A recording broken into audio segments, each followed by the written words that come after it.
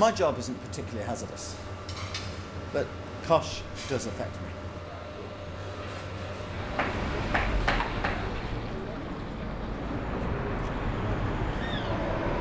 I have to think about COSHH every day.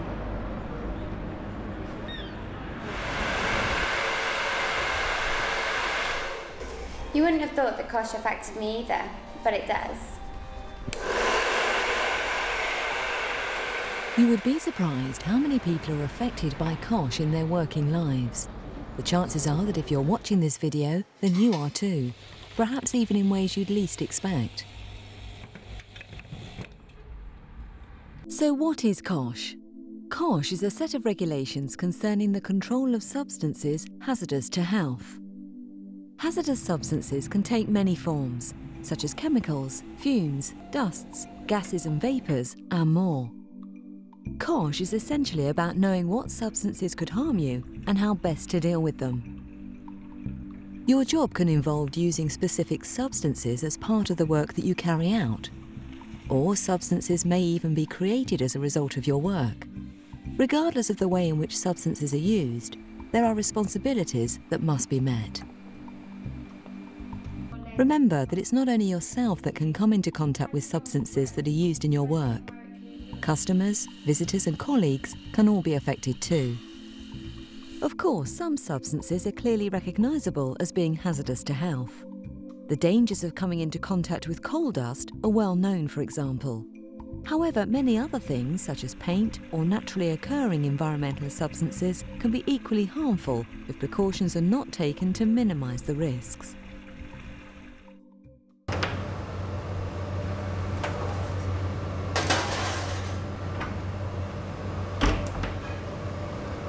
Hot ovens and sharp knives aren't the only things I need to be aware of whilst working here.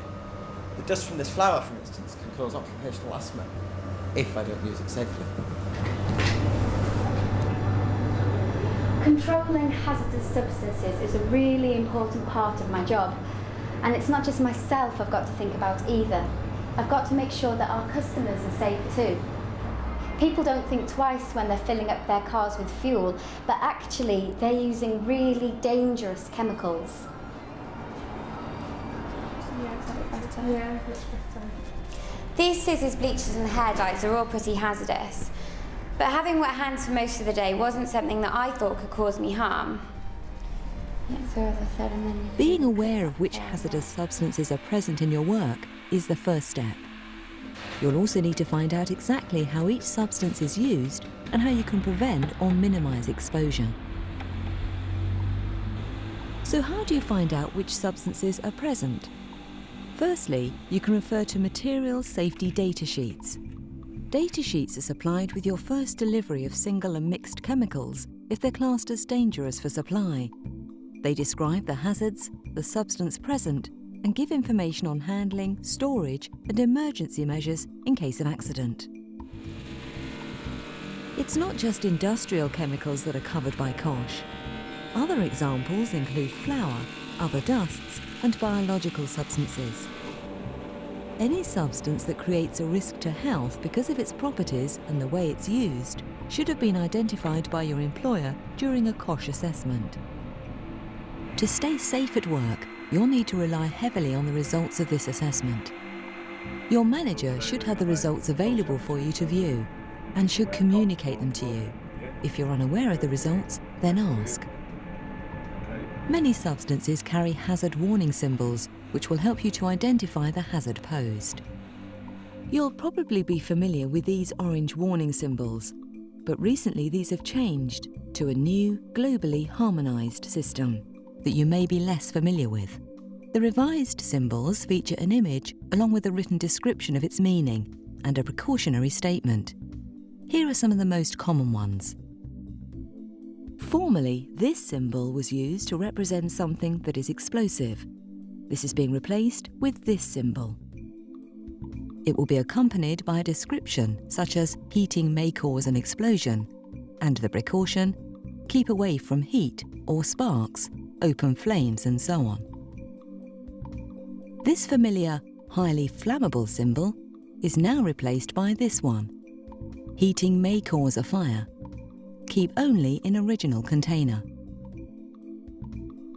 This oxidizing symbol now looks like this. The old toxic symbol is now replaced with this one. A dangerous for the environment symbol will now look like this. This symbol is previously known to represent corrosive substances. It now looks like this and can carry any of these meanings.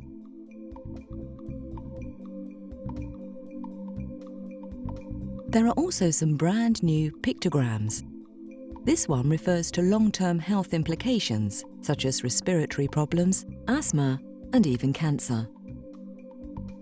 This new pictogram refers to less serious health hazards, such as skin irritation. And finally, this new symbol is used when containers hold pressurized gas, and therefore may explode when heated. There are dozens of other symbols that you'll be less likely to see, but with their written description and precaution, they're easy to understand. Once you're aware of the hazards, it's time to deal with them. There's a hierarchy of control that illustrates how best to avoid exposure to harmful substances. The most effective option is to completely remove the risk, eliminate the substance from the workplace. The next option is to find a safe alternative that will do the job just as well. If you cannot substitute the substance, try using it in a different form, having a detergent in a liquid or solid form rather than a powder to minimize dust, for example.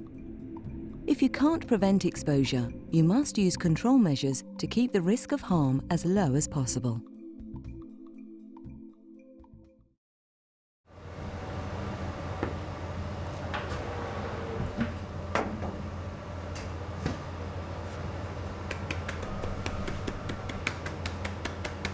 To stop myself breathing the dust from this flower, I just changed the way that I work. I'm really careful not to throw the stuff around to create a cloud of dust, and then when I'm cleaning away, I take care.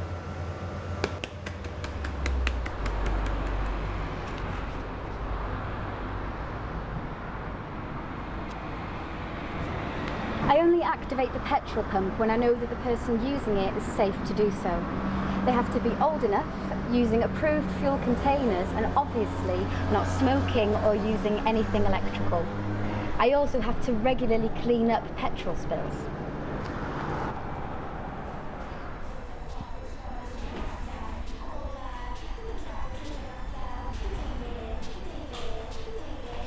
Frequent contact with water, shampoos and dyes can really irritate my skin. Now, when I'm washing or dyeing a customer's hair, I wear these. They're disposable non-latex gloves. They're really cheap and they do a great job of stopping the irritation. I also like to try and keep the place really well ventilated because obviously a mouthful of hairspray isn't great for anyone's health either.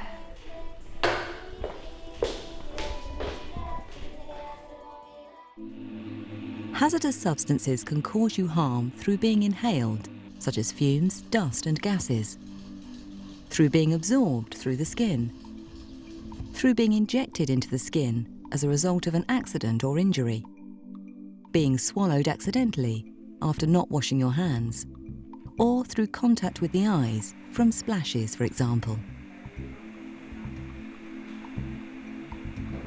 Control measures can include generally keeping the workplace well ventilated, using extraction systems and keeping them well maintained, total or partial enclosure of work, using approved ways of working that reduce the risk of dust being created, for example, having sufficient training to do the work safely, and keeping good hygiene.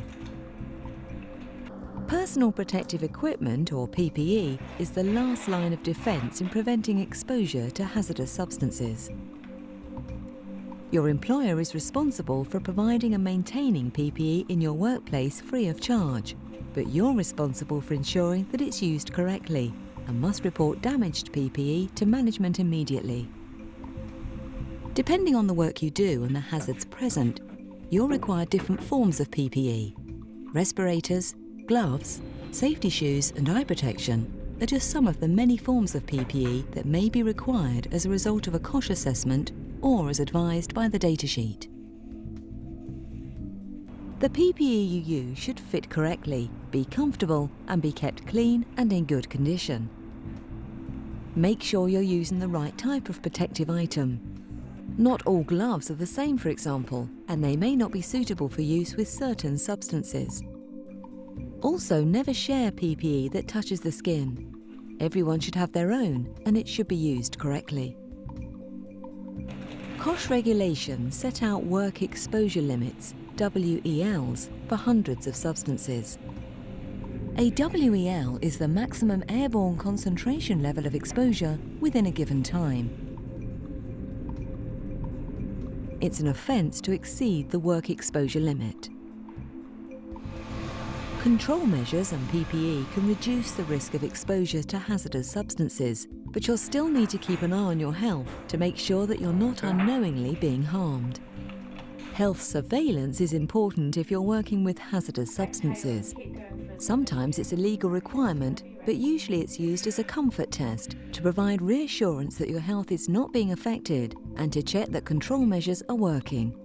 If you feel that you may be suffering as a result of your work, it's essential that you notify management immediately. Unfortunately, despite good working practices and control measures, accidents can still happen. It's therefore good to know what to do in an emergency.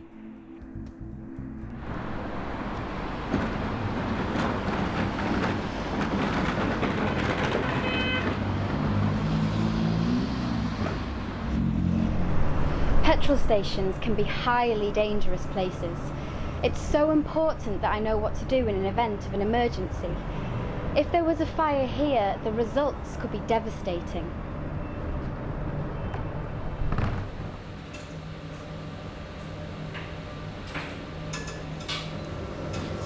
When working under pressure in a place like this, trying to get food served to 50-odd people, it's easy to make mistakes and have an accident. Everyone working here needs to know the correct procedure to follow in an emergency, whether that's dialing 999 or simply administering first aid.